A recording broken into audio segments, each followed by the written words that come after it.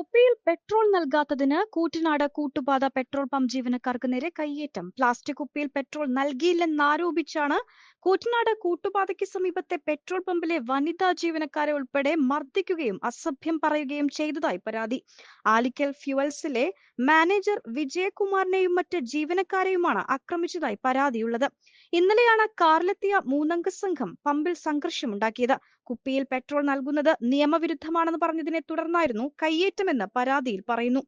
ഓഫീസിലായിരുന്ന മാനേജരെ പിടിച്ചുവലിച്ച് പെട്രോൾ അടിക്കുന്ന സ്ഥലത്തേക്ക് എത്തിച്ച ശേഷം ബലമായി കുപ്പിയിൽ പെട്രോൾ നിറച്ച ശേഷം സംഘം മടങ്ങുകയായിരുന്നു.